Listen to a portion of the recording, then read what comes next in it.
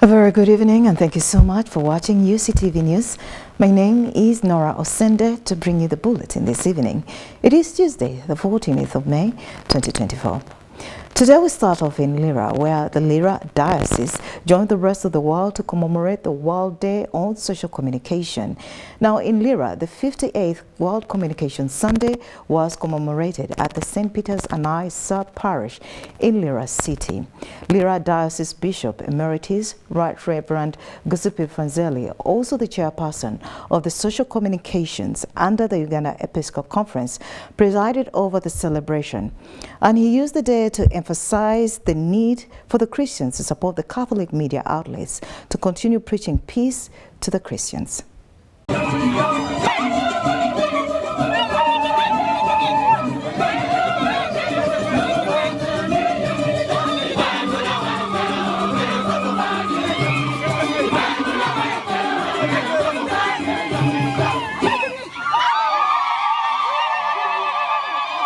I start by greeting the viewers of Uctv and thank the Lord that He has given us in the Catholic Church the chance every year to celebrate a special gift of God to us, that is communication.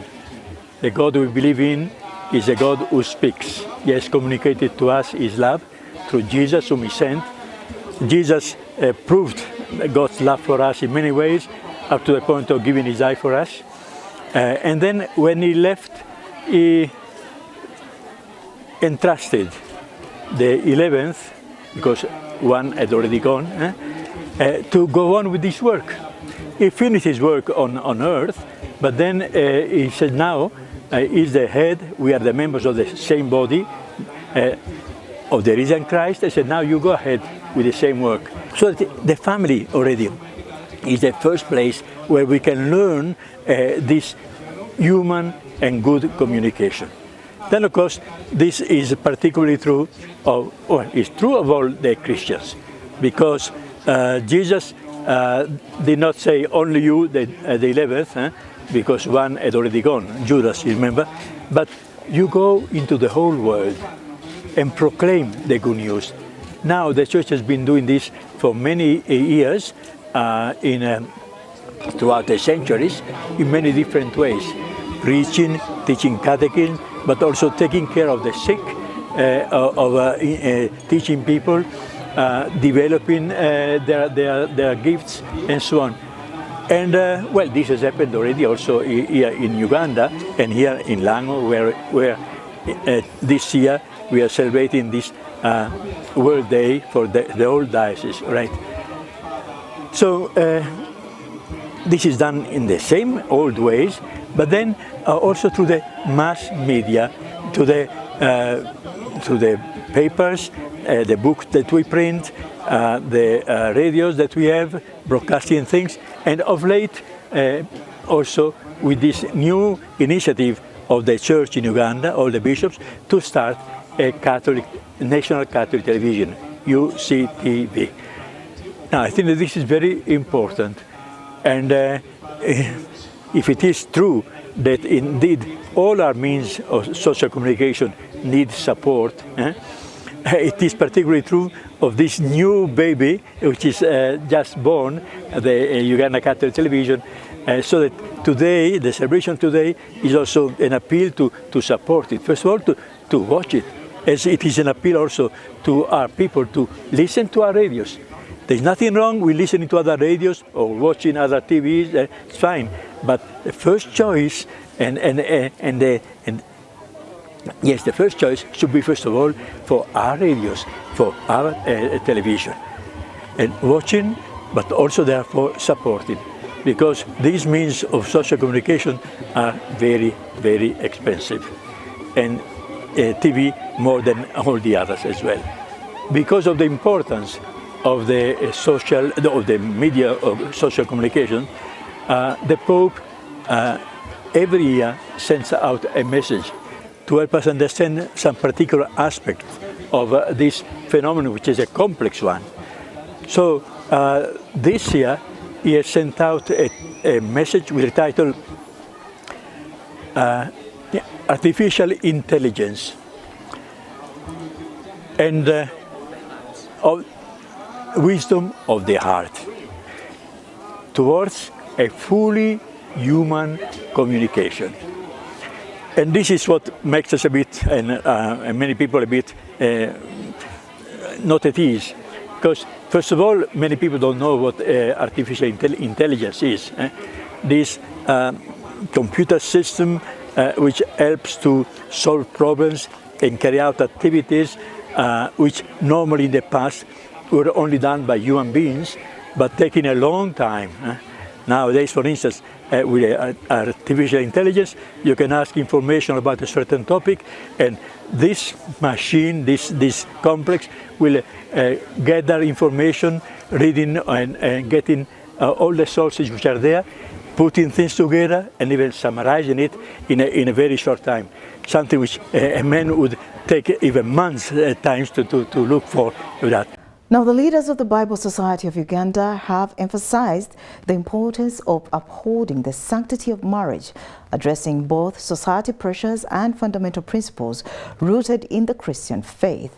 Now, Justice Mike Chibita, the President Bible Society of Uganda, urged young people to prioritize commitment over extravagance of marriage ceremonies. All this was in a press conference in preparation of the Marriage Conference of 2024, due to be held at Hotel Africana on the 24th of May this very year. Speaking at the press conference today in Kampala in preparation for the Marriage Conference 2024 to be held at Hotel Africana on the 24th of May this very year, the President Bible Society of Uganda, Justice Mike Chibita, addressed the rising costs and society expectations surrounding marriage. He pointed out that these factors often deter young people from taking the important step of marriage. You can marry, I think the legal requirement is that you have the husband and wife and 2 witnesses. Everything else is extra and can be dispensed with. So the real requirement is that you have about 5 people and a marriage will take place. The rest of the things are just extras brought on by pressures of society, peer pressure and preference, and maybe because people can afford. He emphasized that the essence of marriage should not be overshadowed by the extravagant expectations often imposed by society. He urged young people to prioritize the commitment and bond of marriage over the material. The Vice President, Bible Society of Uganda, Dr. Rebecca Nyengea, reiterated the sanctity of marriage as a covenant between a man and a woman, citing scripture. So I think, as Justice has mentioned, is that we have a lot of influence that has come in, that my wedding must be like the other person's wedding. And then it begins right from Kuchala, where people have so much to spend over the wedding function and you make it extravagant. But actually what God requires are the 5 people and the church ceremony. And that is gone. Some people just want the function, but they have not thought about it. They don't know where they are going. They just want to walk into it. They want to show off, and they show off the marriage, and then the marriage begins to show on when they are inside there. She reminded the public that God created marriage, and this divine foundation forms the basis of marital union. She stressed that marriage should not be seen as a temporary arrangement or a status symbol, but a lifelong commitment that requires dedication and thorough support. The teaching aspect, where we now want the pastors, the people that are going to be equipped to go out and teach, is to remind people that marriage is a covenant. It's not just a show off. It's not a contract that you're going to have it for this day and then when you're tired you get out of it. It is a covenant, and it is a long life covenant. And in marriage, when people take the vows, they say, until death do us part, and therefore it is a long life covenant. And this is what we want all people that are intending to get married. Justice Mike Chibita emphasized the proactive role that courts play in preventing marriages from falling apart, saying that judicial institutions can intervene to provide support to couples facing difficulties. He highlighted that courts have the ability to mediate conflicts and offer solutions that can help salvage marriages, thereby promoting stability and harmony within families. Yes, of course, courts, especially now, are promoting mediation. Not just in marriage cases, but in all other cases, civil cases. so that the court is not just a rubber stamp. You want to divorce here, you want to divorce. So the courts are being encouraged to look at, is this marriage salvageable? Can the parties reconcile? What is a major problem? And before the courts actually grant the divorce, they are able to talk to the parties and give them a person who can talk to them and see if there is a chance. Sometimes issues are not as major as warranting a divorce or a separation. Justice Mike Chibita also emphasized the importance of empowering young boys alongside girls, particularly in the context of marriage. As efforts continue to uplift and educate the girl child, it is equally crucial to empower boys to understand and embrace their responsibilities within a marriage. As the girl child gets empowered, it seems the boy child is either getting neglected or for some reason there seems to be a disconnect. The marriage conference, definitely, this is one of the issues it is going to address, because it will tell the boy child, the husband, what their responsibility is, to be the head of the family, to love and respect their wife, and to take on that responsibility very seriously and what it entails. And also to talk to the girl child, to talk to the wife, the lady in the marriage, what their role is, because it is a complementary arrangement. Paul Bolson, one of the organizers of the event, says the marriage conference is designed to equip church leaders and those in position of responsibility with the necessary tools and knowledge to teach people about the sanctity and the principle of Christian marriages. This one is very much focused on church leaders and those in positions of responsibility within the churches, to encourage them to go and teach and preach about Christian marriage in their own churches, in their own communities. That purpose behind this marriage conference next week is the same purpose for the marriage conferences in Mbarara, Mbali, Gulu, Fort Portal. Is that while we want to bring the church leaders together, we also want to bring together those who are in positions of responsibility within the churches. These are people who aren't church ministers, they're not necessarily ordained, but they are the people who lead youth groups or the marrieds or children's work. We want all those people to come because they also have a big influence within the communities and within the churches, and can promote Christian marriage to those that they are leading.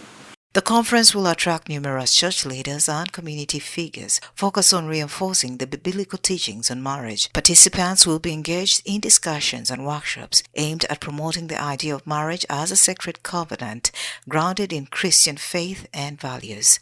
Nora Osende for UCTV News. The Minister of Water and Environment, Honorable Sam Chiptoris, has cautioned the public against staying near the water banks to avoid calamity. According to him, the buffer zone is 100 meters away from the water body. This was in his address concerning preservation of environment and the rising water levels at the media center in Kampala today.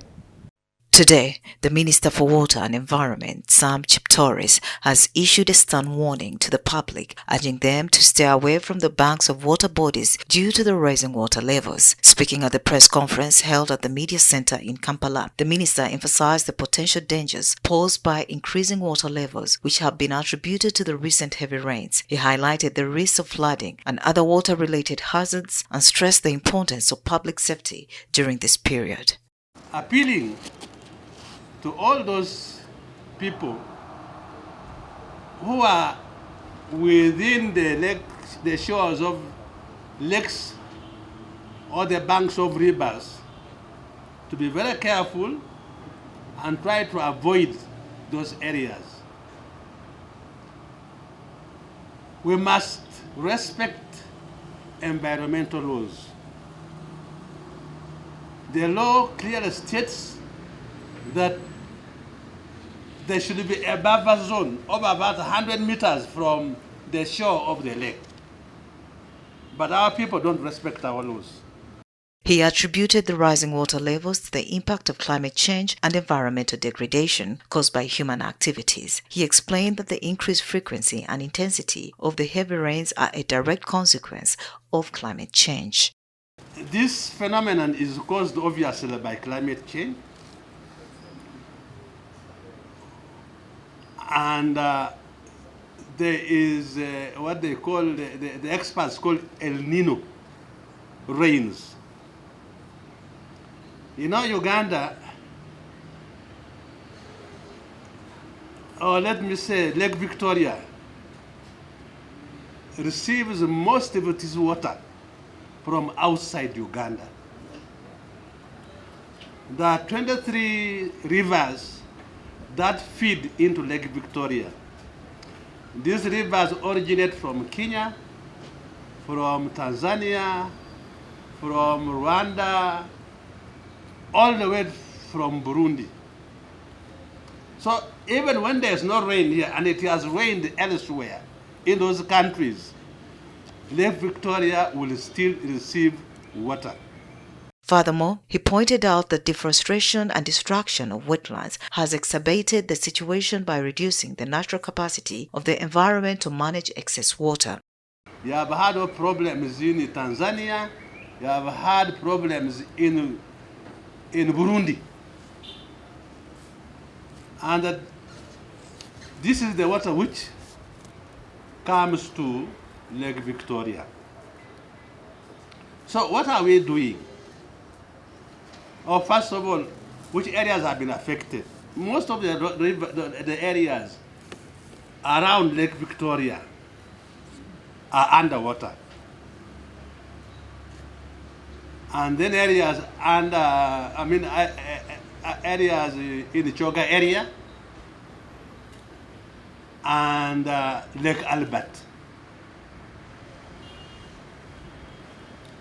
Now, when the level of the lake rises, we are forced to release more water from Jinja. You know, most of the water goes through Jinja. So we release more water in Jinja to stabilize. We have to make sure that we balance this side of the lake and downstream. So we have, at the moment, we are releasing 2,600 cubic meters per second of water in the Jinja. So this is another way of ensuring that we don't damage. We don't also damage our dams.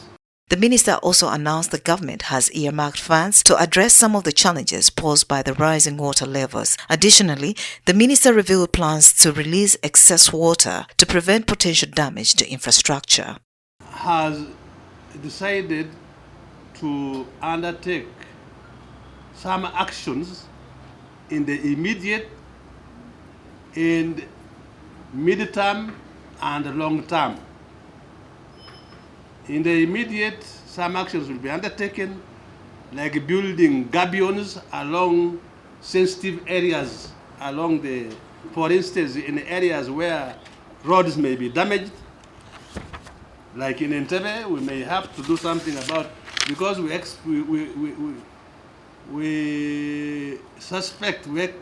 expect more rain, and therefore we have to protect some of our infrastructure by building gabions and so on. So some money has been earmarked to immediately undertake protection measures. The rising water levels have caused significant flooding across East Africa, including the neighboring countries like Kenya, mainly due to climate change. He pointed out the region has experienced unprecedented rainfall, leading to swollen rivers and lakes that have inundated homes, displaced thousands of people, and damaged infrastructure. Nora Osende for UCTV News. Well, it's now time for Today in History.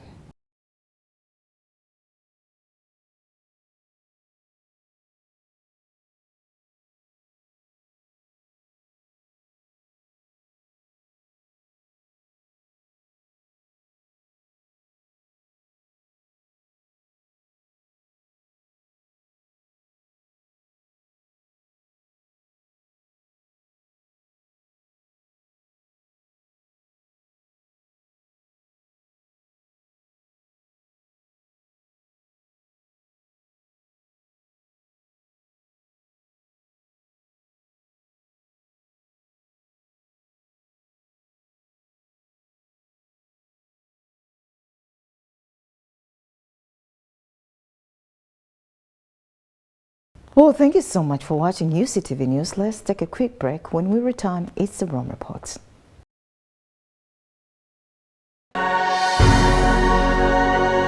UCTV, good news for all.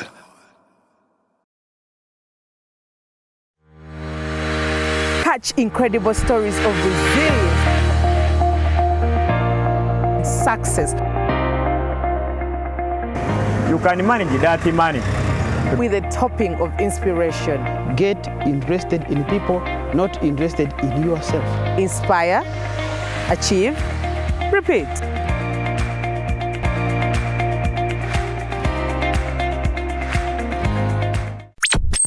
You are watching UCTV, good news for all. For this and more, tune in to Kasese Get Radio 100.5 in Western Region, located at the hill of the Diocese of Kasese. KGR brings you all Catholic programs and an advertising platform in all our radio shows like Good Morning Renzori, Chama Toboka, Ukute, the business show, Propeller, the request show and sports, Evaluation, Bahinga Bakuluka, Late Night Show, and many others. Our other services include Isuzu Tipa, a no car, public address system, live band, Omokekera, an audio recording studio, and outside live broadcast. For more information, call 0773 597 166 or visit our website www.kasesegatradio.com.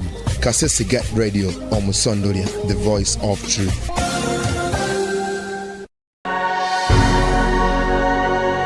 UCTV, good news for all.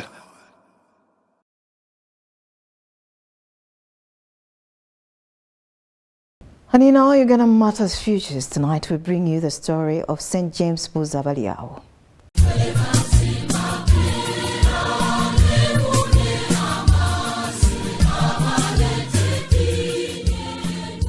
St. James Buzabaliao Kalumba Sabayigga. Buzabaliao was a Muganda of the white Columbus monkey Ngeye clan. Buzabaliao's father was Sebikeje Kabazi Kalinda and his mother Wambuzabujo of the Grasshopper clan. It was from Wamala, his brother, that Buzabaliao was taken to King Mutesa's palace by Narinya Namukwaya, one of his close relatives. He became a Catholic mainly after proving the celibacy of the Catholic missionaries and the behavior of the Catholics of Joseph Mukasa, Baliku Dembe, and Andrew Kagwa in particular. When King Mutesa I died, Buzabaliao left the palace. He then went and lived at Andrew Kagwa's, where he took up Catholic instruction seriously.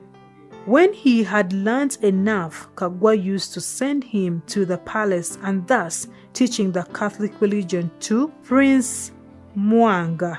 Buzabaliao picked up the skills and became one of Kagwa's able leaders of the king's band. He was baptized on the 16th of November, 1885 and given the name James. Tuesday evening on the 25th of May, 1886, when King Mwanga broke into rage, torturing Dennis Sebugwao, he madly proceeded to Andrew Kagwa's and found Buzabaliao. He pushed him over with his foot and ordered him to be arrested for being a Christian. James was taken to Mengo with his fellow Christians and finally to Namugongo, where he was burnt to death on Thursday noon, June 3rd, 1886, at the age of about 26. James Buzabaliao is patron of merchants and cooperatives.